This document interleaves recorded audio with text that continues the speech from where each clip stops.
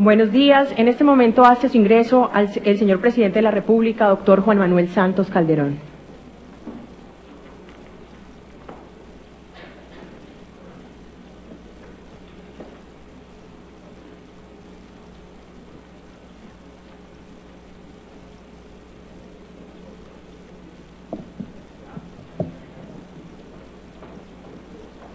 Espera que se suba la mano. ¿Ya de una? Señoras y señores,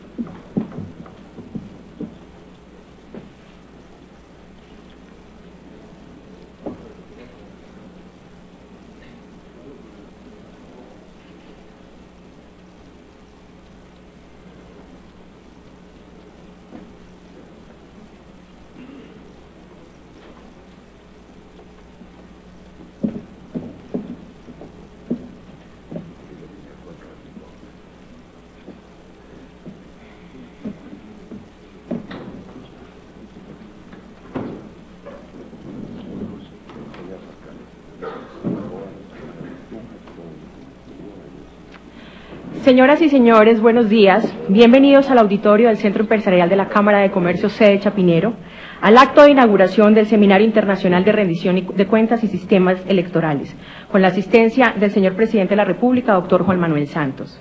De igual forma, damos la bienvenida a todos los cibernautas que nos siguen en esta transmisión a través de www.sistemaelectoral.com. El Sistema Internacional de Rendición de Cuentas y Sistema Electoral, este seminario se desarrolla en el marco de la discusión sobre cómo los sistemas electorales afectan el comportamiento de los actores políticos que hacen parte de los órganos colegiados.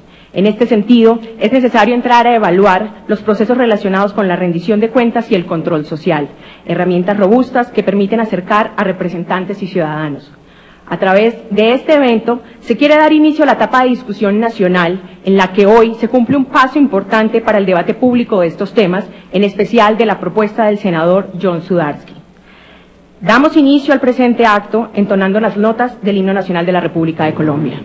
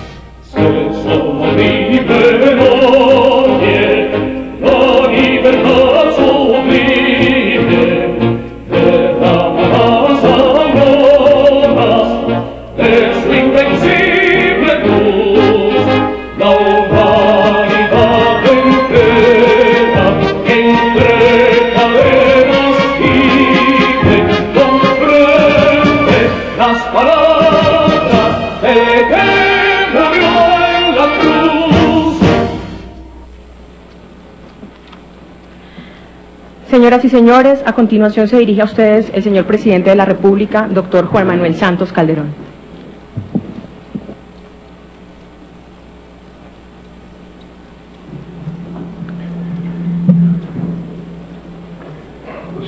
Señor Ministro del Interior, Germán Vargas, honorable senador John Sudarsky, su señora Ana María, señor director de la Fundación Liderazgo y Democracia, Álvaro Forero, señora directora ejecutiva del Instituto de Ciencia Política, Marcela Prieto, señor coordinador residente del Sistema de Naciones Unidas en Colombia y representante del Programa de las Naciones Unidas para el Desarrollo, Bruno Mora, director de la OEI, Ángel Martín Pechis, señor secretario privado de la Presidencia, Juan Carlos Mira, señor viceministro de Relaciones Políticas, Juan Fernando Londoño, el presidente del Partido de Integración Nacional, Ángel Aridio Moreno, honorable senador de la República, Jorge Londoño, señora presidenta del Consejo Directivo de la Fundación Liderazgo y Democracia, Elena Chavarría, distinguidos ponentes y panelistas invitados a este seminario, doctor en Ciencias Políticas y Sociales de la Universidad de Florencia, Piero Ignazi, que va a participar por videoconferencia, profesora de la Universidad de Yale, Susan Stokes, señor director de Ciencias Políticas y Sociales de la Universidad de Bolonia, Juan Pablo Milanese, señora directora de Ciencias Políticas de la Universidad Javeriana, Patricia Muñoz, y el consultor del PNUD, Antonio Lizarazo, presidentes y directores y representantes de los institutos y corporaciones que asisten a este seminario, apreciados exministros Alfonso Gómez López Caballero y Antonio Gómez, muy apreciado ex embajador ante la OEA Álvaro Tirado Mejía, amigos de los medios de comunicación, señoras y señores. Los servidores públicos, en particular quienes hemos sido elegidos por votaciones populares, tenemos una inmensa responsabilidad. ¿Y con quién? Con los votantes. No solo se trata de cumplir las promesas de campaña, también se trata de darle legitimidad al sistema, de permitir que la gente, los electores, confíen en la importancia de su voto, de su participación y sigan participando activamente, y que sea más allá de simplemente poner un voto, que sea más allá de las urnas. Y en buena hora, entonces John Sudaski se realiza este seminario, que aborda temas tan pertinentes para que nuestra democracia se fortalezca cada vez más. Las democracias deben tener ese proceso que tienen las empresas de mejoramiento continuo, porque las circunstancias cambian, cambian las formas de hacer política, cambian las formas de comunicarse, y por eso tienen que estar en permanente revisión. Aquí en este seminario se van a tratar dos asuntos fundamentales. Por un lado, el sistema electoral, y por el otro lado, la rendición de cuentas. Y yo decía el año pasado en un congreso de derecho electoral que sin elecciones no hay verdadera democracia, pero que en todo caso la democracia no se limita a las simples elecciones. Sobre el sistema electoral ha habido una serie de reformas a partir de la nueva Constitución, la Constitución del 91, que están dirigidas a fortalecer los partidos políticos. En este gobierno, y particularmente en los últimos meses, trazamos una agenda y avanzamos con la aprobación, con el senador Germán Vargas y con el equipo de gobierno, de la llamada Ley de Partidos, que desarrolla la reforma política del año 2009. Esta nueva ley permitió que los partidos por primera vez contaran con instrumentos para depurar sus listas, y fue así como cientos de candidatos fueron excluidos por no cumplir con las condiciones legales o las condiciones políticas que garantizaran su idoneidad. Y hoy podemos decir con satisfacción que los electores tienen una razón más para confiar en el sistema. La ley de partidos desarrolló un marco amplio de sanciones derivadas de la responsabilidad política de las colectividades y de sus dirigentes, cuando hayan, por ejemplo, avalado candidatos sin el lleno de los requisitos, o hayan permitido algo que tanto daño le ha hecho a nuestra democracia y a nuestro país: la infiltración ilegal de grupos ilegales en las campañas. Podemos decir que hemos aprendido las lecciones del pasado, y el mensaje está quedando cada vez más claro, afortunadamente, para los criminales y para los cómplices de la violencia. Aquí no hay espacio para ellos, ninguno. Y ese mensaje tenemos que ratificarlo cada vez más, no solamente de palabra, sino con acciones, con resultados. Y también por primera vez en nuestra historia, los partidos tuvieron que cumplir con la ley de cuotas que permitió que un 30% de los candidatos a corporaciones públicas fueran mujeres. Yo debo confesar que no soy muy amigo de la ley de cuotas obligadas, porque creo firmemente que las mujeres tienen ganado su espacio en la política y en todos los sectores de la sociedad, por derecho y por sus capacidades,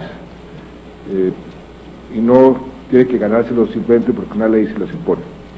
Por eso yo estoy en contra de la ley de cuotas, pero hay que resaltar que el avance que este sistema representó en cuanto a participación femenina en las elecciones fue importante.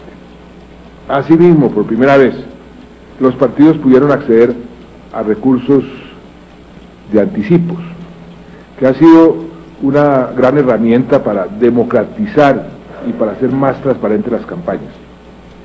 De otra parte, desde un principio, la Mesa de Unidad Nacional acordó que se abordara el estudio del nuevo Código Electoral, con el fin de modernizar y de racionalizar tanto la organización como los procesos electorales. La iniciativa ya la habíamos presentado en el Congreso, pero por realmente congestión en la agenda, que ha sido una agenda en estos últimos 2 años muy nutrida, no alcanzó a surtir el trámite, pero yo espero que previo consenso de los partidos la podamos volver a presentar el 20 de julio para que entre, si la aprobamos en la próxima legislatura, entra en vigencia el próximo año. Y finalmente el paquete de reformas incluye el proyecto de ley estatutaria de participación ciudadana, que está haciendo hoy trámite en el Congreso, y creo que no le falta sino un debate en el Senado, en la plenaria del Senado. El proyecto, por ejemplo, establece que los ciudadanos pueden recolectar firmas para convocar cabildos abiertos, a los que tendrán que asistir en cada caso el respectivo alcalde o el respectivo gobernador. Igualmente, este proyecto contempla un nuevo marco para que todas las autoridades realicen procesos de rendición de cuentas a los ciudadanos. Ese tema, el tema de la rendición de cuentas, es uno de los mayores retos que tenemos por delante. Si bien las reformas de los últimos años han contribuido al fortalecimiento de los partidos y al sistema electoral, y hay que hacer mucho más en ambos frentes, cada avance plantea nuevos desafíos. Y hoy precisamente diría que el principal desafío es ampliar los mecanismos de diálogo entre electores y elegidos. Con el senador Suárez hemos discutido eso hace mucho tiempo, sobre ese capital social, ese diálogo, ese sentido de pertenencia que infortunadamente en nuestro país, en lugar de ir mejorando, se ha venido debilitando. Nosotros hemos querido dar ejemplo y para ello hemos trabajado bajo los principios de algo que yo he tenido como guía en toda mi carrera pública, los principios del buen gobierno. Son 4: la eficacia, la eficiencia, la transparencia y el 4, muy importante, la rendición de cuentas. Aquí es donde se entiende el por qué la democracia no se limita a unas simples elecciones. Se necesitan espacios reales y efectivos que le permitan a los ciudadanos hacer seguimiento de las políticas de los gobernantes, además de tener la posibilidad de manifestarles sus preocupaciones, sus intereses, de sentirse además partícipes. Y permítame aprovechar esta ocasión para aprovechar los espacios ciudadanos que se están creando para hacer referencia a algo que ha sucedido en estos últimos días, a las marchas que ocurrieron en días recientes, pasado lunes. Lo primero que quiero destacar es la manera pacífica y ordenada como se desarrollaron. el gobierno tiene un compromiso total con la garantía del derecho constitucional a la reunión y a la manifestación. Nos complace que así como tomamos todas las medidas necesarias para garantizar ese derecho, los participantes hayan dado muestra de madurez en su comportamiento. Abrámosle todo el espacio posible a la deliberación democrática y a la manifestación política, todo el espacio posible, y cerrémoslo a la influencia de los violentos en nuestra democracia, vengan de donde vengan. Es hora de pasar esa triste página y cerrar definitivamente ese tristísimo capítulo de nuestra historia, que ha sido la combinación de la política con las armas. Enriquezcamos nuestra democracia con más voces y más espacios para todas las expresiones políticas, pero lo que no podemos permitir son las ambigüedades. O se está en la legalidad o se está en la ilegalidad. No hay término medio. Daremos toda la protección a quienes jueguen con las reglas de juego de la democracia, pero no tendremos tolerancia alguna, ninguna, con quienes busquen el apoyo o el patrocinio de los armados. Es hora de consolidar un consenso básico de toda nuestra sociedad. Sí a la política, no a las armas. Y volviendo a la participación ciudadana, quiero decir que desde el gobierno nacional hemos tenido muy buenas experiencias en este particular al respecto. Por ejemplo, para elaborar la ley antitrámites, escuchamos a los ciudadanos comunes y corrientes, y a partir de sus comentarios simplificamos y eliminamos un buen número de esas vueltas tan tediosas como inútiles a que están sometidos los ciudadanos todos los días. También hemos estado en permanente rendición de cuentas, incluso cuando nadie las ha esperado ni nadie las ha demandado, tal como ocurrió cuando cumplimos 18 meses de mandato y pasamos al tablero al presidente y a todos los ministros ante la opinión pública. Eso lo hemos hecho porque creemos que es mejor contarles a los colombianos en qué vamos y no esperar a que empiecen a preguntar. Además, perdónenme la cuña, ¿cómo no rendir cuentas con tan buenos resultados? El año pasado, óigase bien, el año pasado ejecutamos el 94% del presupuesto. Algunos dicen que es que no estamos ejecutando. 94% del presupuesto. Es la ejecución más alta de cualquier gobierno en los últimos 12 años y una de las más altas de la historia. Todos los meses, en el gabinete tenemos un tablero, el doctor Germán es testigo, porque le ha ido muy bien en esas ejecuciones, con unos semáforos, cómo va la ejecución ministerio por ministerio, organismo por organismo, porque una de las definiciones de gobernar es ejecutar, y estamos muy conscientes, de manera que no sé de dónde sale eso de que no estamos ejecutando. Hemos venido presentando récords históricos en muchas cifras, en inversión extranjera, récords sin precedentes, en las exportaciones, cifras sin precedentes. Ayer se publicó la noticia de que las utilidades de las 27.000 empresas del país crecieron en el año 2011 31%, las utilidades de todas las empresas.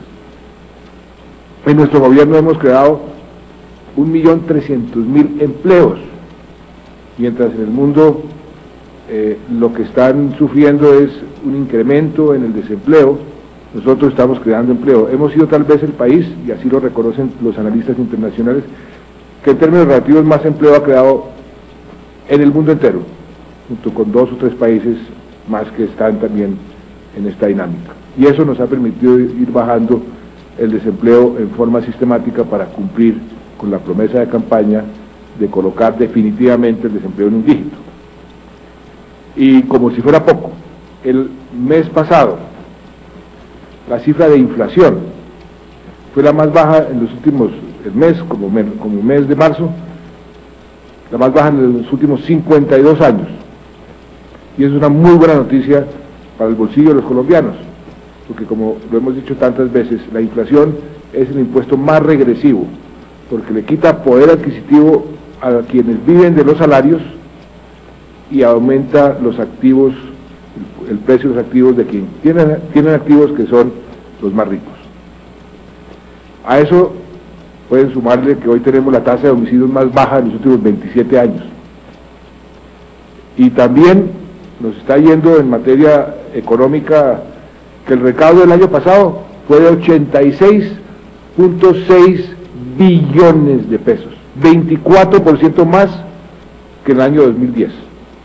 Y estamos hablando de una cifra muy importante de dinero, 16.6 billones de pesos adicionales de recaudo en un solo año. 16.6 billones. Y todavía algunos se desgarran las vestiduras preguntando por qué con esa plata estamos aumentando la inversión social.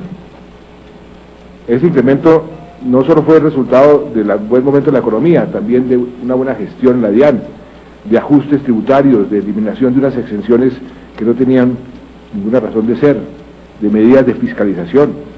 Y el recaudo sigue creciendo.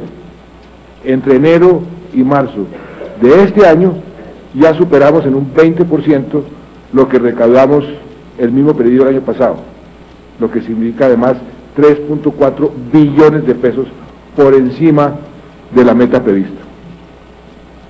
Ahora bien, el buen momento de Colombia lo queremos aprovechar para invertir en lo social, Yo creo que nadie podría mirar a los colombianos así directamente a los ojos y decirles, miren, nos está yendo muy bien, pero, ¿y los pobres? No, pues ahí van. Por ejemplo, al corte del año pasado, iniciamos la construcción de 270.000 viviendas, la mitad de ellas de interés social. Pero no le hemos llegado a los más pobres y por eso anunciamos lo que anunciamos al principio de esta semana. Y decidimos pisar el acelerador de la vivienda, aprovechando el buen momento que vive el país, para darles un techo digno a los más vulnerables, a los que no tienen una forma de acceder a un crédito para completar el subsidio parcial de vivienda.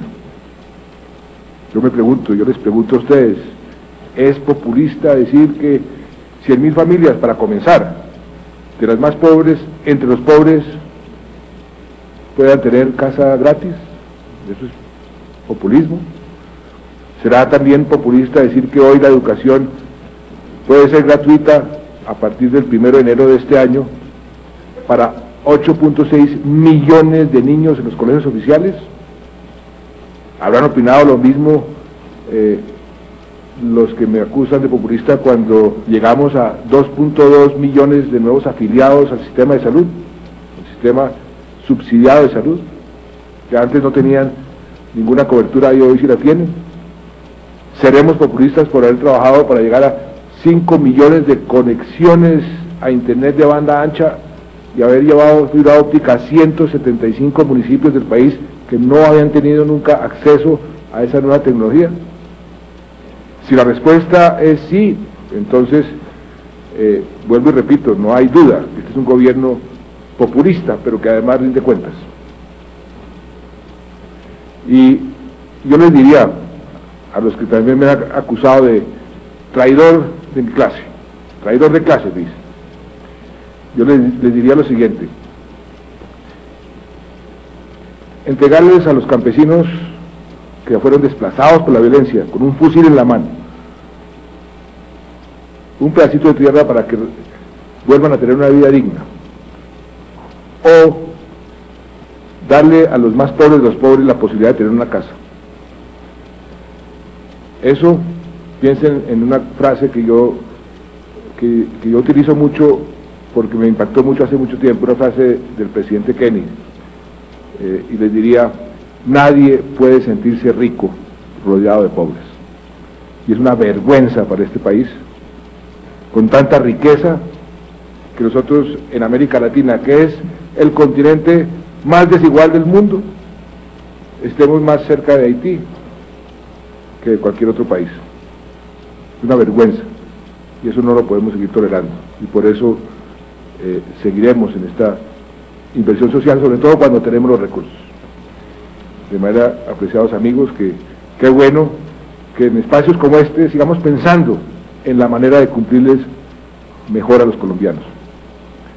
Aquí se nota la voluntad que tenemos de llenar las expectativas de quienes votan, incluso de quienes no ejercen su derecho al sufragio por puro escepticismo, porque no creen, por apatía, que es la que tenemos que cada vez tratar de vencer más.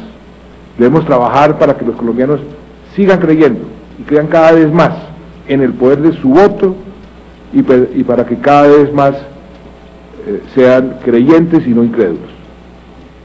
Me alegra mucho ver a tantos sectores de la sociedad aquí reunidos y alrededor de un mismo propósito: darles motivos a los colombianos para creer en sus instituciones, para creer en su voto, para creer en el poder de la participación ciudadana. Muchas gracias.